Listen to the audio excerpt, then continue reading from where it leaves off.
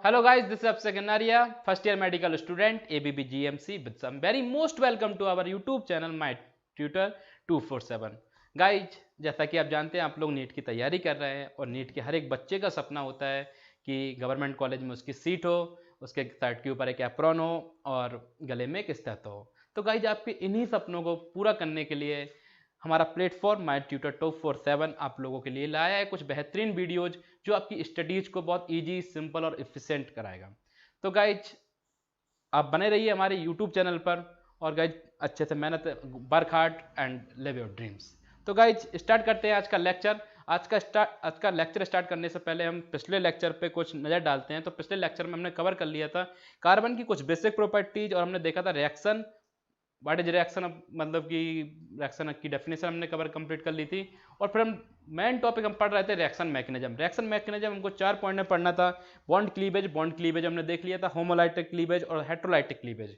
Bond cleavage हमने उसके बाद देखा था इलेक्ट्रोफाइल अटैकिंग स्पीसीज में हमने देखा था इलेक्ट्रोफाइल और न्यूक्लियोफाइल का। इलेक्ट्रोफाइल हमारा कंप्लीट हो चुका था, फिर भी मैं आपको इलेक्ट्रोफाइल का एक आइडिया दे दे रहा हूँ। और इलेक्ट्रोफाइल और न्यूक्लियोफाइल करेंगे। Electrophile, electron loving species, electron deficient species having positive charge or Lewis acid act as a electrophile species having electrophilic center। तो गाइस जब अपन न्यूक्लियोफाइल की बात करते हैं,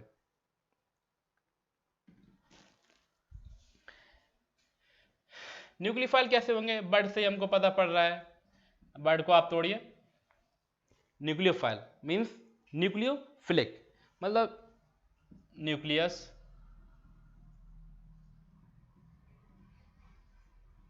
लविंग स्पीसीज। अगर न्यूक्लियस लविंग स्पीसीज होते हैं, इलेक्ट्रॉन एफिशिएंट होते हैं, कंप्लीट ऑक्टेट रहती है, मतलब कि स्पीसीज हैविंग नेगेटिव चार्ज। और कंपलसरी नहीं है कि स्पीसीज हैविंग नेगेटिव चार्ज ही न्यूक्लियोफाइल होगा।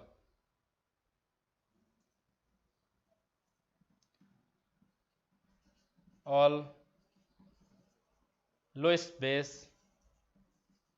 Act as nucleophile.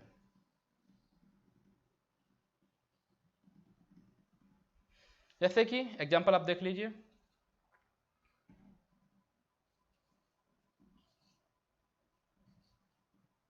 इस ऑक्सीजन के पास इसके 2 लोन पेयर होंगे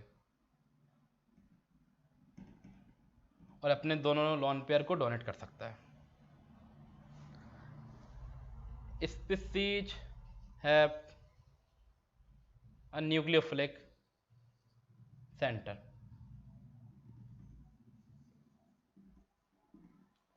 एग्जाम्पल RMG AS का न्यूक्लियोफिलिक सेंटर। तो गाइस हमारा इलेक्ट्रोफाइल कंप्लीट हो गया और इलेक्ट्रोफाइल कंप्लीट हो गया गाइस हमारा, और न्यूक्लियोफाइल कंप्लीट। और दोनों को कंपैरिजन में पढ़ेंगे तो ज़्यादा आप अपने कंपैरिजन करके पढ़ो तो ज़्यादा बेस्ट समझ में आता है। तो गाइस हमारा न्यूक्लियोफाइल कंप्लीट हो गया।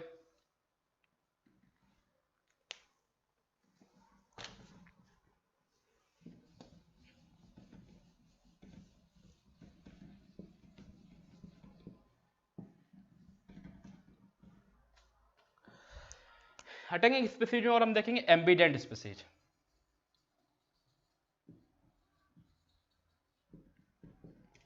एम्बिडेंट स्पीसीज में हम देखेंगे species having 2 nucleophiles.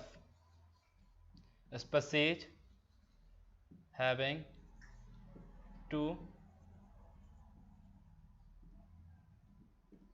Nucleophiles. Example NH2OH।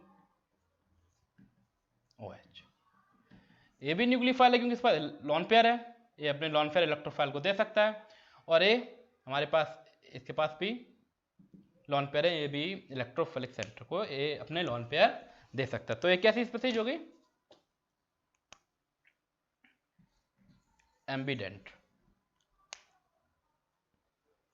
इसमें भी आपको ए बी न्यूक्लियोफिलिक सेंटर है और ए बी न्यूक्लियोफिलिक सेंटर है। एम्बिडेंट की बात करते हैं, हमने हमारा एम्बिडेंट हम बात करते हैं एम्पीफिलिक। एम्फी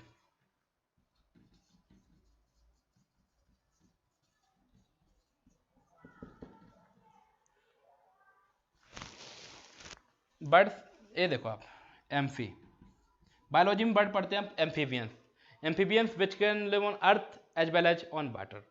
मीन्स इसमें बर्ड से क्लियर हो रहा है कि ऐसी स्पीसीज जिसके पास एज वेल एज इलेक्ट्रोफाइल हो और एज वेल एज न्यूक्लियोफाइल हो।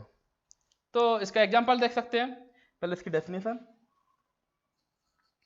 Species which have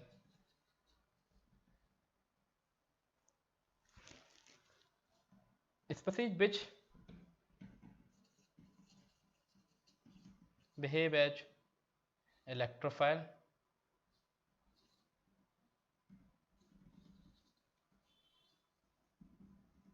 as well as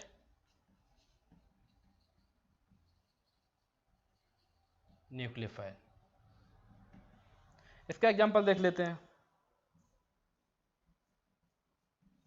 ए रहा डबल बॉन्ड, ऑक्सीजन की En कार्बन से ज्यादा है, तो ऑक्सीजन की टेंडेंसी होगी कि अपनी इलेक्ट्रॉन डेंसिटी अपने साइड शिफ्ट कर ले। इलेक्ट्रॉन शिफ्ट करेगा तो ऑक्सीजन के पास आएगा नेगेटिव चार्ज और कार्बन के पास आएगा पॉजिटिव चार्ज। तो ये हो गया हमारा इलेक्ट्रोफिलिक स्पीसीज और ये हो गया हमारा न्यूक्लियोफिलिक स्पीसीज। तो गाइस हमने आज कवर कर लिया nucleophile, ambident species, amphiphilic species.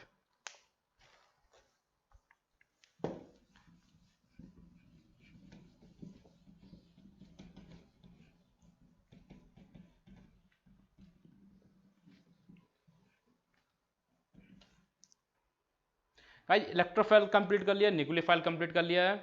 अब एक नीट प्रीवियस ईयर का क्वेश्चन देख रहे हैं क्योंकि इलेक्ट्रोफाइल और न्यूक्लियोफाइल पे बेस्ड है। द क्वेश्चन है the correct statement regarding electrophile as. तो चारों ऑप्शन पढ़ते हैं। Electrophile as a negatively charge species, option नहीं गलत। Electrophile are generally neutral species and can form a bond by accepting a pair of electron from nucleophile. और third option है electrophile can be either neutral species, और ये second option भी गलत हो गया क्योंकि और हमेशा न्यूट्रल स्पीसीज तो होते नहीं है कि electrophile are the electron deficient are the and electrophile are the positive charge species. तो ये सेकंड ऑप्शन भी गलत हो गया।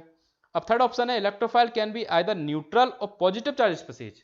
अब ये मतलब इतनी बात तो इसने सही बोली है, and can form a bond by accepting a pair of electron from nucleophile. बहुत यही आंसर सही है कि इलेक्ट्रोफाइल पॉजिटिव चार्ज स्पीसीज होती है और न्यूट्रल स्पीसीज भी होती है, और न्यूक्लियोफाइल से इलेक्ट्रॉन जब ऑर्गेनिक रिएक्शन होती है, मतलब एक क्वेश्चन की रिगार्डिंग में आपको बताना चाहता हूँ, ऑर्गेनिक रिएक्शन जब आप आगे और पढ़ोगे ये मतलब तो उसमें ऐसा ही रहता है कि इलेक्ट्रोफिलिक सेंटर न्यूक्लियोफिलिक सेंटर पर अटैक करता है या फिर न्यूक्लियोफिलिक सेंटर इलेक्ट्रोफिलिक सेंटर पर वो अटैक करता है और बॉन्ड बनाता है। ठीक ना। तो हम एक और क्वेश्चन देख रहे हैं नीट का ही। एक क्वेश्चन ये भी प्रीवियस ईयर का क्वेश्चन है, विच of the following statement is not correct for nucleophile.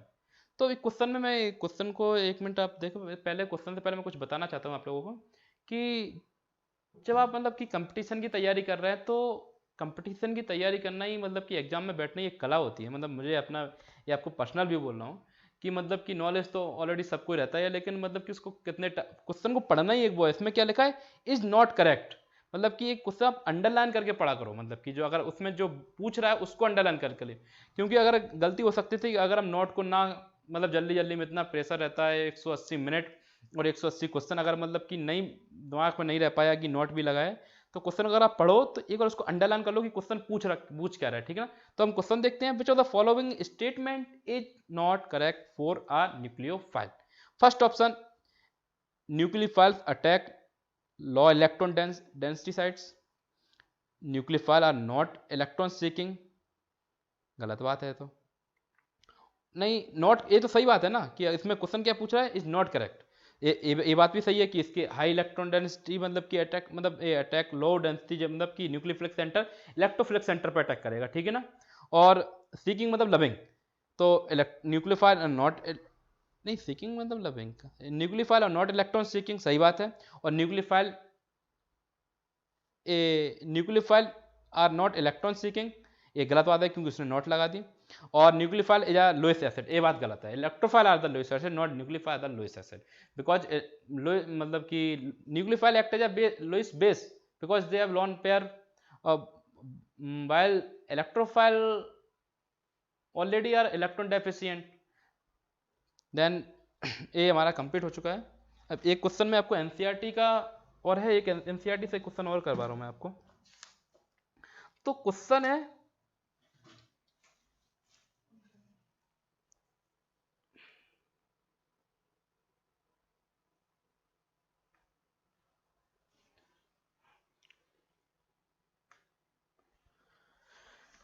तो ये एनसीईआरटी का एक क्वेश्चन है।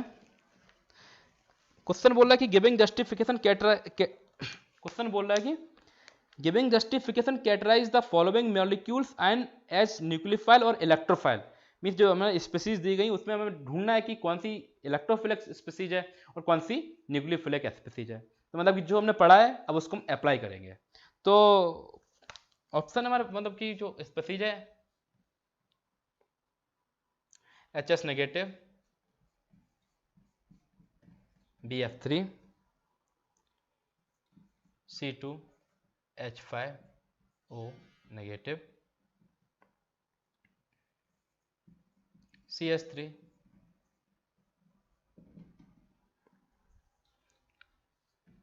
Cl positive, CH3 C plus double bond O N H2 NO O2। तो पहला ही ऑप्शन ए वाला देख रहे हैं क्योंकि आपको डायरेक्ट दिख रहा है ए है Lewis acid, electrophiles are Lewis acid. तो BF3 क्या हो गया लोएस एसिड है, लोएस एसिड है मतलब कि ये इलेक्ट्रोफाइल है। तो BF3 क्या हो गया इलेक्ट्रोफाइल आ गया। तो HS इसके पास नेगेटिव चार्ज है, तो न्यूक्लियोफाइल्स हैविंग नेगेटिव चार्ज, तो नेगेटिव चार्ज हो गया तो एक कौन बन गया न्यूक्लियोफाइल बन गया।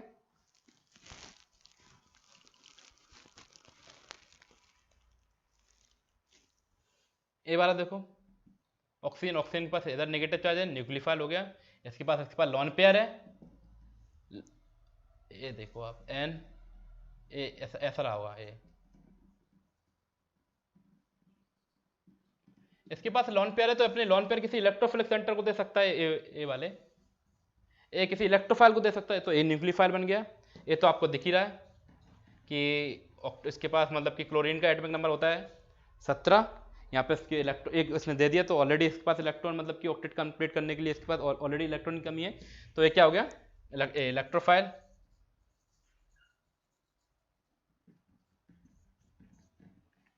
ये भी इस पर कार्बन पर पॉजिटिव चार्ज है तो ये भी electrophile, negative charge lone pair, ये हो गया न्यूक्लियोफाइल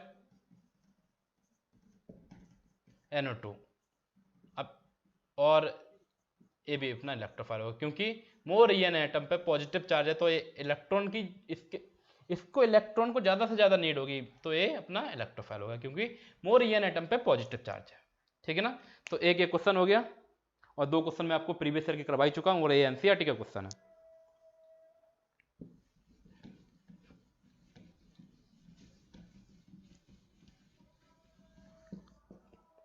अब हम बात करेंगे रिएक्शन इंटरमीडिएट्स की। ये हमारा एमपी ब्लैक कंप्लीट हो गया, अब तो हम बात करेंगे रिएक्शन इंटरमीडिएट की।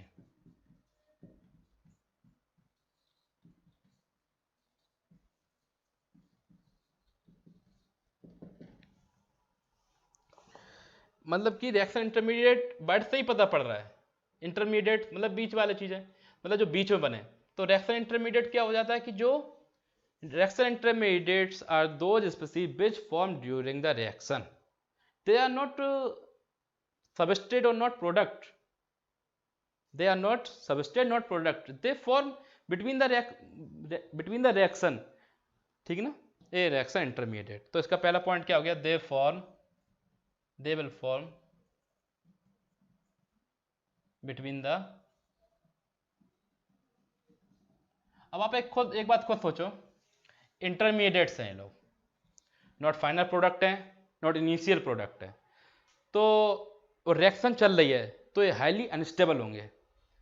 मतलब कि अभी न तो ये फाइनल प्रोडक्ट है और ना ही इनिशियल प्रोडक्ट है, तो रिएक्शन के बीच में बनना है, रिएक्शन के बीच में बनना है तो ये हाईली अनस्टेबल होंगे।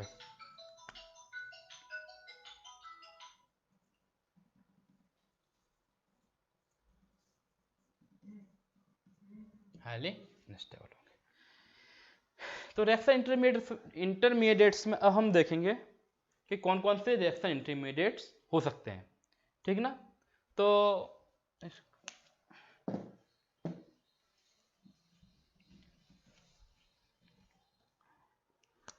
रिएक्शन इंटरमीडिएट पहला हो गया हमारा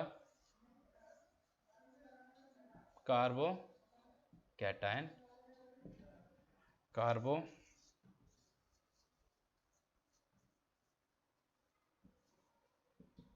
anion free radical.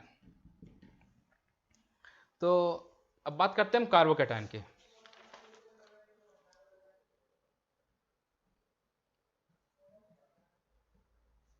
Positive charge, diagram से ही आप नोटिस कर पा रहे होंगे कि इसकी ऑक्टेट इनकम्प्लीट है। कैसे? एक बॉन्ड बनता है 2 इलेक्ट्रॉन से, मैं आपको पिछले लेक्चर में बता चुका हूं। तो इसके पास 6 इलेक्ट्रॉन है, मीन्स इसका पहला पॉइंट निकल के आता है कि कार्बो कैटायन में इनकम्प्लीट ऑक्टेट। अब देखो, मैंने एक पॉइंट बोला था कि रिएक्शन इंटरमीडिएट्स होते हैं हाईली अनस्टेबल होते हैं। अब देखो, इनकी कंप्लीट ऑक्टेट नहीं है, इनके पास कंप्लीट ऑक्टेट, इनकम्प्लीट ऑक्टेट है। अब ऑक्टेट ही इनकम्प्लीट है, और दुनिया में जितनी भी मतलब कि हम केमिस्ट्री में पढ़ते हैं कि जितनी भी स्पीसीज हैं, अगर वो ऑक्टेट मतलब हर कोई अपनी ऑक्टेट कंप्लीट करना चाहता है और नॉवल गैस की तरह बनना चाहता है। जब इसकी इनकम्प्लीट ऑक्टेट है तो ये हाईली अनस्टेबल भी रहा होगा, ऑब्वियस सी बात है। इनकम्प्लीट ऑक्टेट है, इलेक्ट्रॉन की कमी है, तो मतलब कि ये हो गया बिहेव एज इलेक्ट्रोफाइल, ठीक है ना। अब इलेक्ट्रोफाइल की तरह बिहेव कर रहे हैं तो लोएस एसिड की तरह भी बिहेव करेंगे।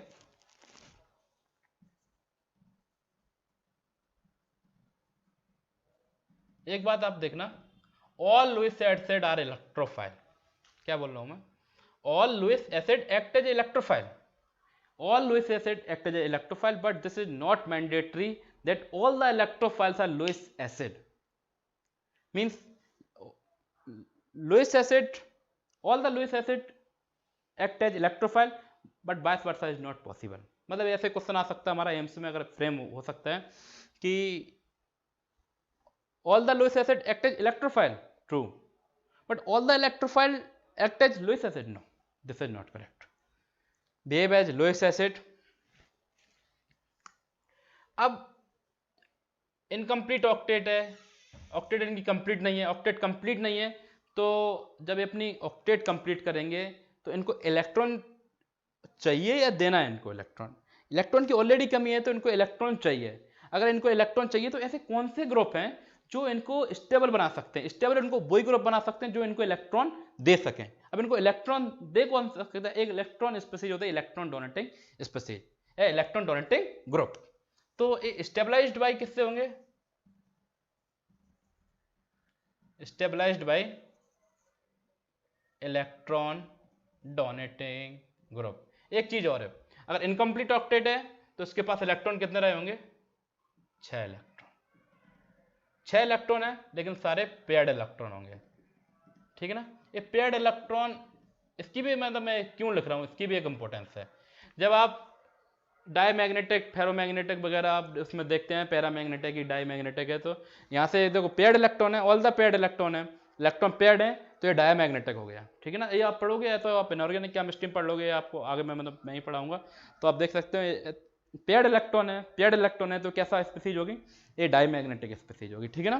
तो हम बात करते हैं कार्बन आयन की। कार्ब कैटायन की एक बार स्पीसीज में आपको फिर से एक बार उसकी प्रॉपर्टीज, आप मतलब प्रॉपर्टीज क्या आप देख के आप उससे पता पड़ रहा है कि इनकम्प्लीट ऑक्टेट है, अगर इनकम्प्लीट ऑक्टेट है, इलेक्ट्रॉन की कमी है, इलेक्ट्रॉन डेफिशिएंट है, और आप जानते हैं electron deficient species are electrophile, तो बिहेव एज इलेक्ट्रोफाइल। और अगर इलेक्ट्रोफाइल है तो all the Lewis acids are electrophile, all the Lewis acid are electrophile, तो बिहेव एज लोएस्ट एसिड। अब जब हम बात करते हैं कि इनकम्प्लीट ऑक्टेट है तो इसके पास, और इसके पास देखो इनकम्प्लीट ऑक्टेट है, और बात हम रिएक्शन मैकेनिज्म में, जब हम रिएक्शन इंटरमीडिएट पढ़ रहे थे तो मैंने आपको ये चीज़ बताई थी कि reaction intermediates are highly unstable, highly unstable. अब इसके देखो इस पास चार्ज भी है, इनकम्प्लीट ऑक्टेट भी है, तो ये स्टेबलाइज्ड बाय किससे होगा कि इसका पॉजिटिव चार्ज है, पॉजिटिव चार्ज को हम किससे बैलेंस कर सकते हैं, इलेक्ट्रॉन से। तो यानी कि जो इसको इलेक्ट्रॉन दे दे, इलेक्ट्रॉन डोनेटिंग ग्रुप, जो स्पीसीज जो इलेक्ट्रॉन इसको दे दें तो वो उससे स्टेबलाइज्ड हो जाएगा। बात कर, और एक और चीज, इसके पास 6 इलेक्ट्रॉन होंगे, और 6 के 6 इलेक्ट्रॉन किस में होंगे, पेयर्ड में होंगे, ठीक है ना। अगर पेयर्ड में होंगे, यहाँ से हमको एक चीज पता पड़ रही है कि ये डायमैग्नेटिक है। कैसी स्पीसीज है, डायमैग्नेटिक। एक ये भी ऐसे क्वेश्चन बन सकता है, अगर इसके पास मतलब कि 4 ऑप्शन दे दें, 4 ऑप्शन, और ऐसे बनते ही हैं, ज्यादा टफ क्वेश्चन नहीं बनते हैं नीट में।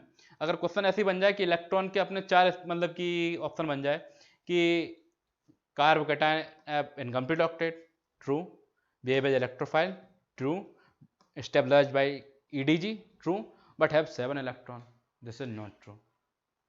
तो हम बात करते हैं कार्बन आयन की। कार्बन आयन की बात करते हैं, कंप्लीट ऑक्टेट। एक बार मैं आपको डायग्राम बना दूं उसका।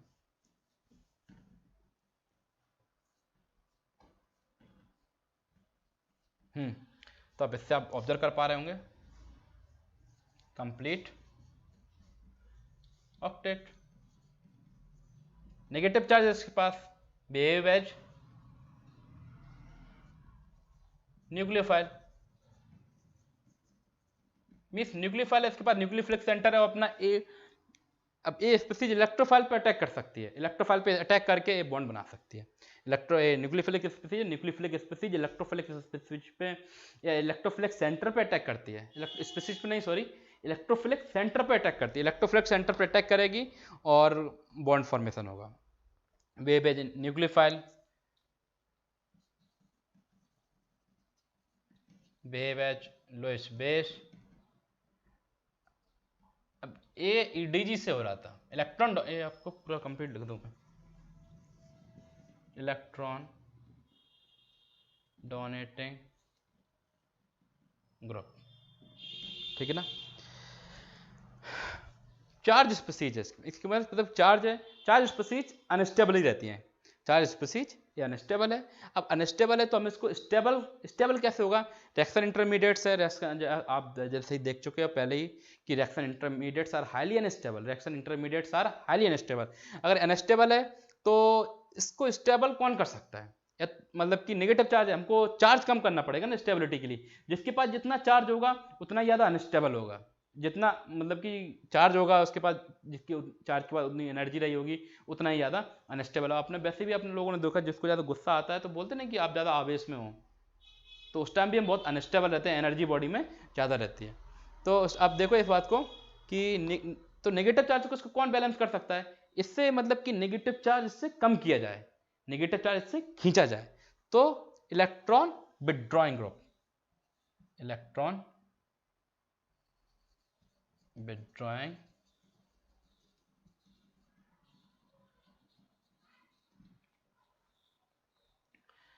कार्बोकैटायन।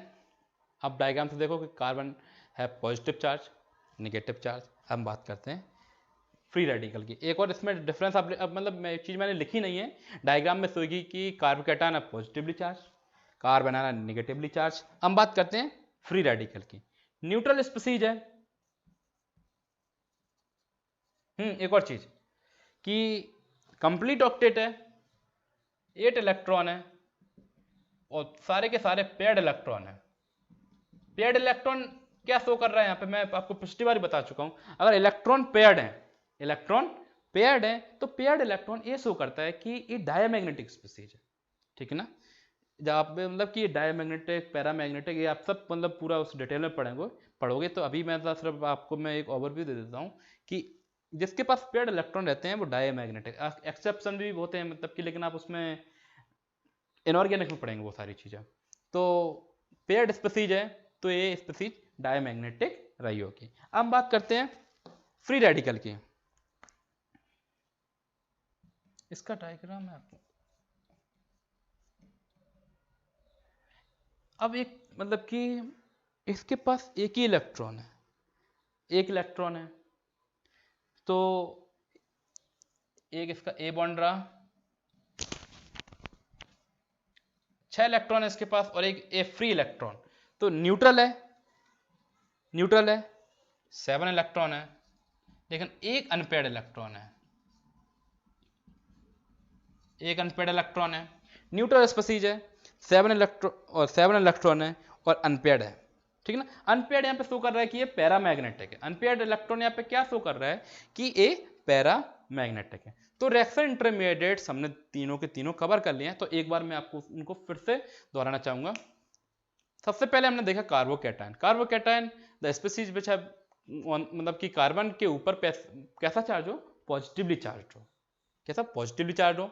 और ये जब फिर हमने इसकी प्रॉपर्टीज देखी तो प्रॉपर्टीज हमने नोटिस किया कि इनकम्प्लीट ऑक्टेट है इसकी, ठीक है। अगर इनकम्प्लीट ऑक्टेट है तो अनस्टेबल रहा होगा, क्योंकि हर कोई अपनी ऑक्टेट कंप्लीट करना चाहता है, आपने ऑक्टेट रूल भी पढ़ा होगा कि हर कोई अपनी ऑक्टेट कवर करना चाहता है। तो इनकम्प्लीट है, हाईली अनस्टेबल है। वैसे भी आपने एक पॉइंट पहले भी देख चुका है, आपने एक पॉइंट पहले भी आप लोग देख चुके हो कि reaction intermediates are highly unstable, reaction intermediates are highly unstable. आप देख चुके हो कि इनकम्प्लीट ऑक्टेट है, इनकम्प्लीट ऑक्टेट है, इसके पास 6 इलेक्ट्रॉन है, 6 इलेक्ट्रॉन वो भी पेयर्ड हैं। पेयर्ड इलेक्ट्रॉन ये शो कर रहा है कि ये डायमैग्नेटिक है, पेयर्ड इलेक्ट्रॉन ये शो कर रहा है कि ये डायमैग्नेटिक है। Behaves as electrophile, behaves as electrophile, already electron की डेफिशिएंसी है, इलेक्ट्रॉन की डेफिशिएंसी, इलेक्ट्रॉन की डेफिशिएंसी है, तो इलेक्ट्रोफाइल हो रहा है। बिहेव एज लुईस एसिड, आपने जब इलेक्ट्रोफाइल वाला पॉइंट मैंने आपको पढ़ाया था, तो इलेक्ट्रोफाइल आपने देखा था कि all the Lewis acid are electrophile, all the Lewis acid are electrophile, but not all the electrophile, but not the electrophile are, but not the electrophile are Lewis acid.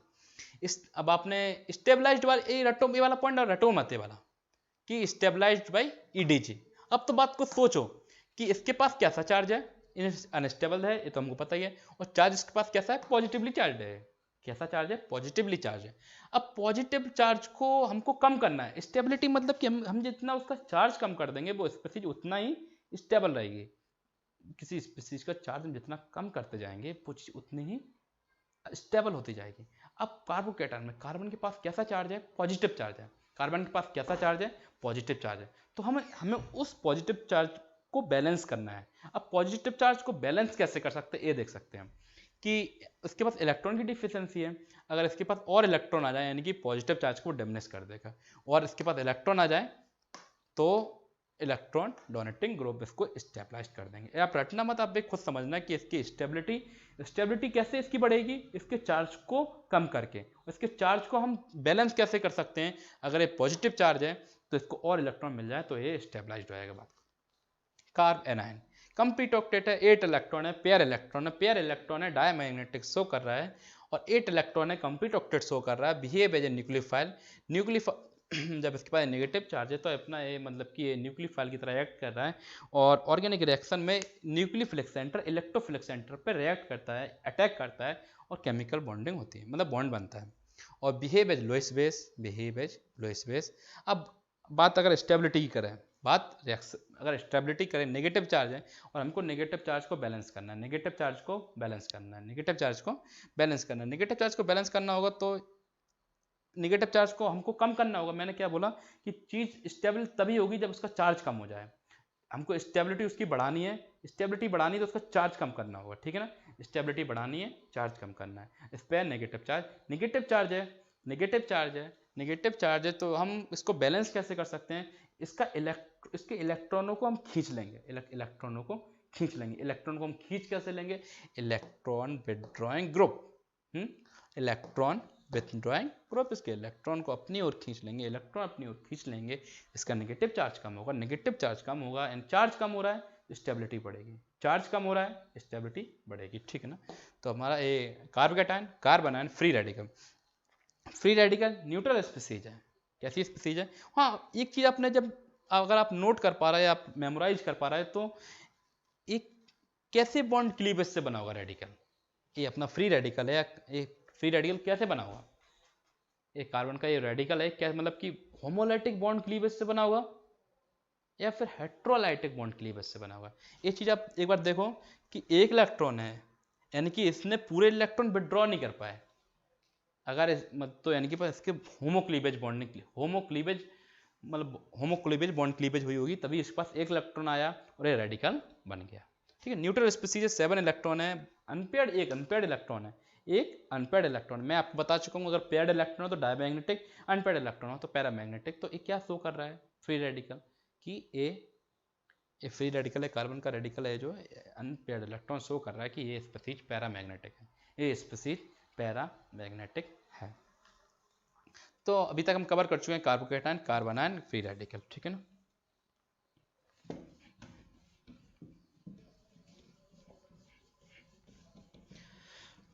Nucleophile पढ़ लिया, ambient पढ़ लिया और एम्फीबिलिक पढ़ लिया। एम्फीबिलिक में थे A वाली species as well as electrophile show हो रही थी, इलेक्ट्रोफिलिक सेंटर शो कर रही थी, न्यूक्लियोफिलिक सेंटर कर रही थी। और एम्बिडेंट में हमने देखा था कि दोनों न्यूक्लियोफिलिक सेंटर थे। एग्जांपल भी हमने देख रहा था, न्यूक्लियोफाइल हम कवर कर चुके हैं, इलेक्ट्रोफाइल हम कवर कर चुके हैं। तो अब हम और अभी हमने कवर किया ये तीनों टॉपिक, कार्बोकेटायन, कार्बोनायन और फ्री रेडिकल। ठीक है ना। तो रिएक्शन इंटरमीडिएट्स में आ रही है अनस्टेबल पर। ठीक है ना। तो ये हमने तीनों पॉइंट कवर कर लिए हैं। तो अब हम पढ़ेंगे इलेक्ट्रॉनिक इफेक्ट। ये electronic effect electronic effect reaction mechanism का ही पार्ट है, क्योंकि रिएक्शन मैकेनिज्म हम 4 स्टेप में पढ़ रहे थे। पहला स्टेप हम कवर कर चुके हैं, बॉन्ड क्लीवेज। रिएक्शन इंटरमीडिएट्स हम 4 स्टेप में पढ़ने जा रहे थे। तो पहला स्टेप था उसमें बॉन्ड क्लीवेज। बॉन्ड क्लीवेज में हमने देखा था homolytic bond cleavage, heterolytic bond cleavage. Heterolytic में हमने देखा था कि इलेक्ट्रॉन एक ही जो जिसकी En ज़्यादा थी, इसकी इलेक्ट्रोनेगेटिविटी ज़्यादा थी, वो इलेक्ट्रॉन ले जा रहा था। ठीक है ना। और चार्ज आ रहा था दोनों स्पीसीज पे, जो मतलब कि मतलब उसके अकॉर्डिंग कि कौन इलेक्ट्रॉन को अपनी तरह ले जा रहा है। और फिर होमोलाइटिक हमने देखे इक्वल शेयरिंग हो रही है, इक्वल शेयरिंग हो रही थी। फिर हमने देखा बॉन्ड अटैकिंग स्पीसीज में हमने देखा इलेक्ट्रोफाइल देखा, न्यूक्लियोफाइल देखा। और न्यूक्लियोफाइल के बाद हमने देखा रिएक्शन, मतलब कि 2 पॉइंट कवर हो चुके हैं अभी तक हमारे। 2 पॉइंट कौन कौन से, बॉन्ड क्लीवेज, अटैकिंग स्पीसीज, और थर्ड पे कौन सा था हमारा, रिएक्शन इंटरमीडिएट। अब चौथा इलेक्ट्रॉनिक इफेक्ट। हम इलेक्ट्रॉनिक इफेक्ट को देखेंगे। ठीक है ना। हमारा नेक्स्ट टॉपिक क्या है, electronic effect.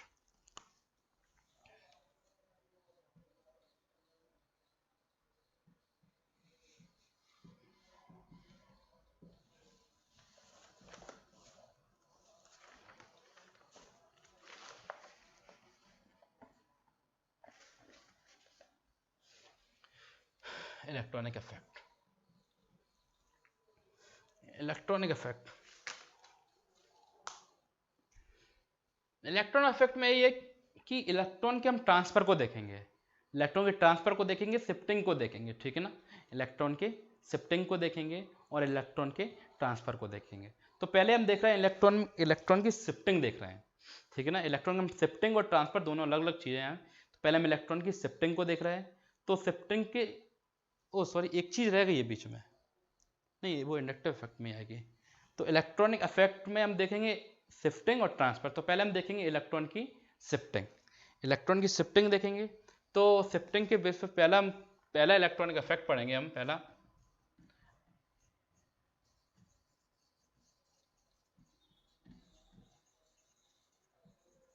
Inductive effect, short में बोलते हैं आई इफेक्ट। ठीक है ना। इंडक्टिव इफेक्ट, एक चीज आपको मैं बता दूं कि जब अलग अलग इलेक्ट्रोनेगेटिविटी एटम के बीच में कोवैलेंट बॉन्ड बनता है। क्या बोल रहा हूं मैं, 2 अलग अलग एटम जिनकी इलेक्ट्रोनेगेटिविटी अलग है, या फिर bond form between two different electronegativity atom. ठीक है ना। तो इलेक्ट्रॉन और कोवैलेंट बॉन्ड, ये चीज मत भूलना, मैं कोवैलेंट बॉन्ड की बात कर रहा हूँ। कोवैलेंट बॉन्ड क्या होते हैं, इलेक्ट्रॉन की शेयरिंग वाले बॉन्ड को हम कोवैलेंट बॉन्ड बोलते हैं, जिसमें इलेक्ट्रॉन की शेयरिंग हो। ठीक है ना। तो अगर इलेक्ट्रॉन मतलब कि अगर कोवैलेंट बॉन्ड है तो कोवलेंट बॉन्ड दोनों अलग अलग ईएन एटम के बीच में है, कोवलेंट बॉन्ड अलग अलग ईएन के बीच में है, तो इलेक्ट्रॉन की शिफ्टिंग होती है। क्या होती है? Shifting, not transfer, shifting of electron. तो इलेक्ट्रॉन डेंसिटी कहाँ चली जाएगी? इलेक्ट्रॉन, जिसके पास इलेक्ट्रॉन को खींचने की ज़्यादा क्षमता होगी, इलेक्ट्रॉन कहाँ चला जाएगा, या इलेक्ट्रॉन डेंसिटी कहाँ शिफ्ट होगी? जिसके पास इलेक्ट्रॉन को खींचने की ज़्यादा क्षमता होगी, means the atom which have more EN, है ना। तो जिसको इलेक्ट्रॉन की ज़्यादा खींचे तो उधर इलेक्ट्रॉन की शिफ्टिंग हो जाएगी। अब शिफ्टिंग हो जाएगी इलेक्ट्रॉन की, यानी कि एक एटम के पास तो आ जाएगा नेगेटिव चार्ज, और एक एटम के पास आ जाएगा पॉजिटिव चार्ज। एक एटम के पास आ जाएगा पॉजिटिव चार्ज, एक एटम के पास आ जाएगा नेगेटिव चार्ज। तो इंडक्टिव इफेक्ट में ऐसा ही कुछ होता है, ठीक है ना। इंडक्टिव इफेक्ट में ऐसा ही कुछ होता है।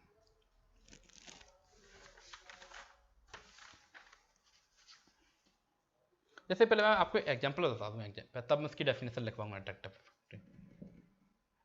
जो मैंने आपको बोला है CH3 CH2 Cl, ये एग्जांपल देखिएगा आप, CH3 CH2 Cl, ठीक है ना। कार्बन और क्लोरीन में सबसे ज्यादा ईएन, इन दोनों में ईएन किसकी ज्यादा? ऑब्वियस सी बात है क्लोरीन।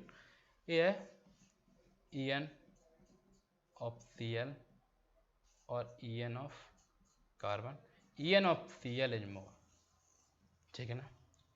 एक कोवेलेंट बॉन्ड है, हाँ एक कोवेलेंट बॉन्ड है, और कोवेलेंट बॉन्ड है, क्लोरीन की इलेक्ट्रोनेगेटिविटी जब ज़्यादा है कार्बन से। तो अभी मैंने एक पॉइंट बोला था, कोवेलेंट बॉन्ड में दो, अगर एक कोवेलेंट बॉन्ड अगर दो डिफरेंट ईएन एटम के बीच में बना है तो इलेक्ट्रॉन डेंसिटी उसके साइड शिफ्ट हो जाएगी जिसकी इलेक्ट्रोनेगेटिविटी ज़्यादा है। तो इस लाइन को हम यहाँ अप्लाई कर रहे हैं, ठीक है ना। तो मैंने क्या बोला था, एक बार मैं फिर से दोहराऊंगा कि देखो, अब देखो क्लोरीन कार्बन दोनों अलग अलग एटम है, अलग अलग इलेक्ट्रोनेगेटिविटी के एटम है, दोनों अलग अलग इलेक्ट्रोनेगेटिविटी के एटम है, और एक ऑब्वियसली बात है एक कोवेलेंट बॉन्ड है। तो उस बात को हम यहाँ अप्लाई करते हैं। तो अब क्या होगा कि ए इस बॉन्ड के इसकी इलेक्ट्रॉन डेंसिटी क्लोरीन की तरफ शिफ्ट हो जाएगी, इलेक्ट्रॉन की डेंसिटी क्लोरीन की तरफ। तो इधर कुछ ऐसा नेगेटिव से पार्शियल नेगेटिव चार्ज आ जाएगा इस पर, और इस पर पार्शियल पॉजिटिव चार्ज आ जाएगा। अब देखो यहाँ पे मतलब कि पॉजिटिव चार्ज को हम डेल्टा से शो करते हैं, ठीक है ना।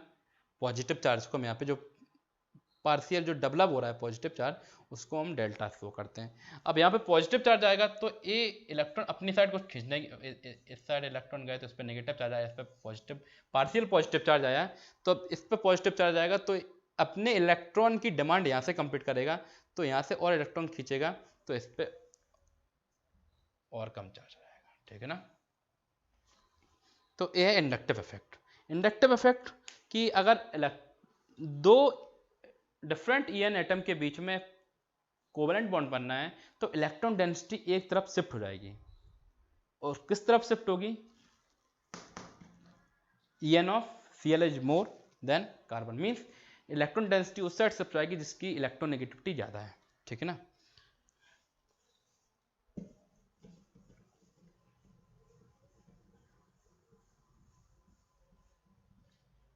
तो अब इसकी डेफिनेशन पे आ जाएंगे।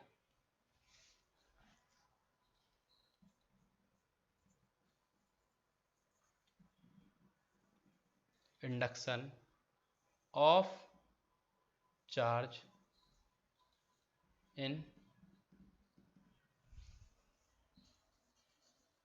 Non polar covalent bond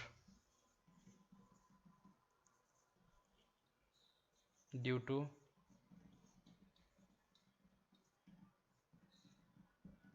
adjacent polar covalent. इस चीज़ को अप्लाई करते हैं। इस डेफिनेशन एक बार मैं आपको फिर डेफिनेशन एक बार फिर से पढ़िएगा।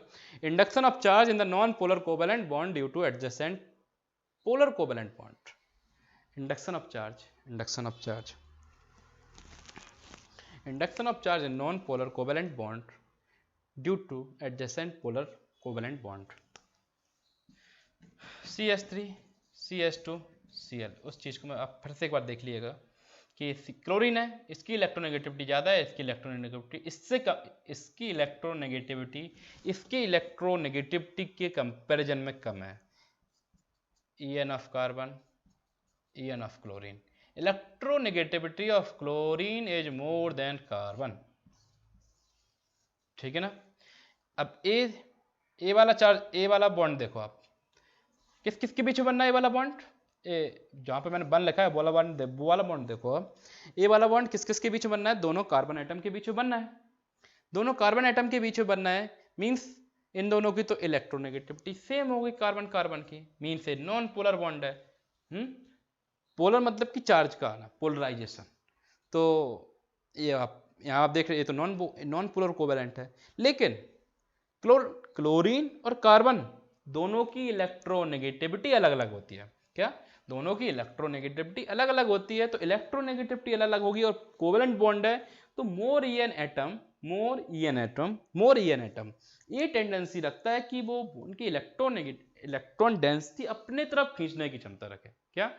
अगर ईएन एटम में मोर ईएन एटम ये टेंडेंसी रखेगा कि इलेक्ट्रॉन डेंसिटी को अपनी तरफ शिफ्ट करने की क्षमता रखता है ना।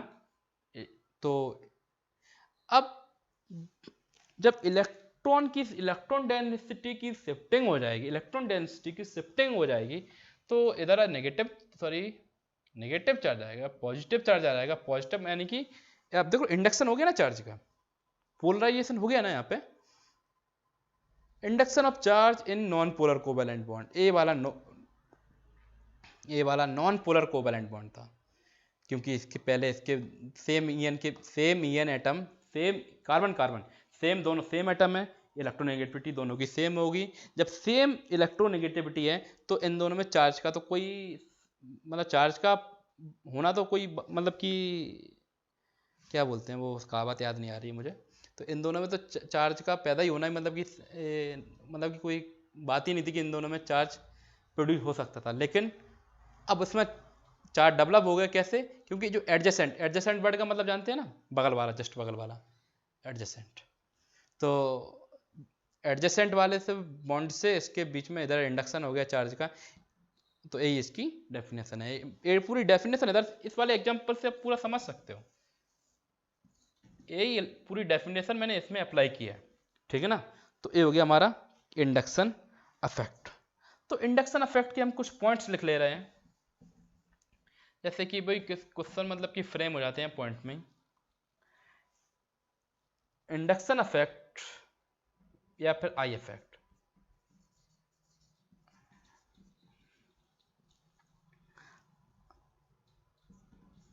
देयर इज अ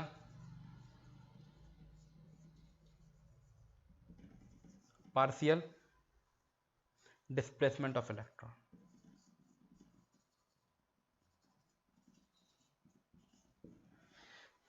वर्ड को आप बहुत अच्छे से देखिएगा, पार्शियल और डिस्प्लेसमेंट या शिफ्टिंग, ठीक है ना। न तो यहाँ पे कंप्लीट ट्रांसफर की बात की है, ठीक है ना, न तो यहाँ पे कंप्लीट ट्रांसफर की बात की है, मतलब कंप्लीट शिफ्टिंग की बात नहीं कर, पार्शियल शिफ्टिंग ऑफ इलेक्ट्रॉन। तो इंडक्शन इफेक्ट का ये इनका पहला पॉइंट हो गया। अब अगला पॉइंट देखेंगे, आफ्टर 3 और 4 carbon inductive effect is diminish, मतलब जो अगर हम ए वाली चेन, अगर हम ए मतलब इसी सेकंड पॉइंट को, after 3 to 4 carbon induction effect will diminish, means अगर ये बहुत लंबी चेन है CH3 CH2 और ये मतलब ऐसी चेन चलती जा रही है वाली,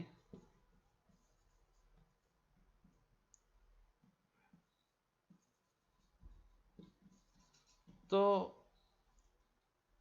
ये positive charge, positive delta charge, double delta, ऐसे मतलब कि यहाँ कहीं तक चलेगा ये वाला इंडक्शन इफेक्ट, 3 से 4 कार्बन तक, ठीक है ना, 3 से 4 कार्बन तक चलेगा, पर ज़्यादा दूर तक नहीं जाएगा। तो और एक बात हाँ, कि जो इस पे जो कार्बन पे जो पॉजिटिव चार्ज डेवलप हो रहा है उसको हम डेल्टा से शो कर रहे हैं, ठीक है ना। तो इस सेकंड पॉइंट क्या हो गया पहला पॉइंट क्या था, inductive effect is partial displacement of the electron, partial displacement of electron. Third point है magnitude of the, third point है magnitude of the inductive effect is directly sorry inversely proportional to the distance. क्या बोला मैंने, magnitude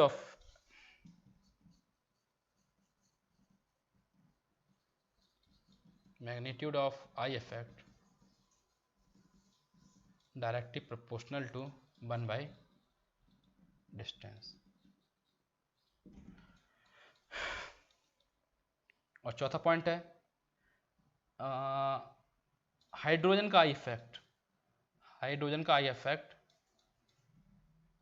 hydrogen I effect is equal to 0।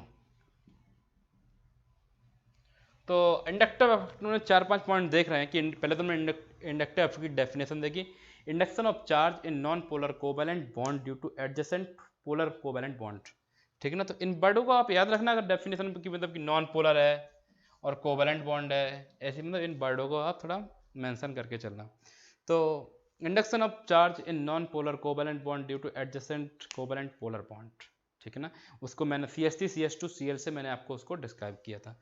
तो इसकी definition होगी, definition के बाद हमने इसके कुछ पॉइंट देखे, इंडक्शन इफेक्ट या inductive effect, there is a partial displacement of electron, there is a partial displacement of electron after 3 to 4 carbon, induction effect will be diminish, magnitude of I effect is directly proportional to 1 upon distance, hydrogen का I effect is equal to 0। तो ये हमने induction effect, हमने इसके induction effect के topic. अब induction effect हमारा relate करता है कि ability of the substitute to withdraw और आइदर डोनेट द इलेक्ट्रॉन, ठीक है ना। मतलब कि इंडक्शन इफेक्ट किससे रिलेट करता है, इंडक्शन इफेक्ट रिलेट करता है कि ऐसे हमारे CH3 CH2 Cl, तो अब ये किससे रिलेट करेगा कि ये जो सब्स्टिट्यूटेंट लगा है इस पर, ठीक है ना, कि वो इलेक्ट्रॉन को दे सकता है, इलेक्ट्रॉन को खींच सकता है। तो उसी के बेस पे इंडक्टिव इफेक्ट मतलब ये 2 ग्रुप हो जाते हैं, ठीक है ना। एक जो चेन को, इसको स्पीसीज को, या तो इलेक्ट्रॉन दे सकते हैं कार्बोकैटायन को, या इलेक्ट्रॉन उससे मतलब या तो इलेक्ट्रॉन को खींच लेते हैं या इलेक्ट्रॉन को डोनेट करते हैं। ये इंडक्टिव इफेक्ट रिलेट किससे करता है, ability of to the substituent to either donate or withdraw the electron. ये लाइन को बहुत अच्छे, NCERT की लाइन है, आप बहुत अच्छे से मेंशन करना है इस चीज़ को। अब उसी के आधार पे हम ग्रुप को 2 भाग में बांटते हैं। पहला इलेक्ट्रॉन विड्रॉइंग ग्रुप और सेकंड इलेक्ट्रॉन डोनेटिंग ग्रुप, ठीक है ना। तो पहला हो गया हमारा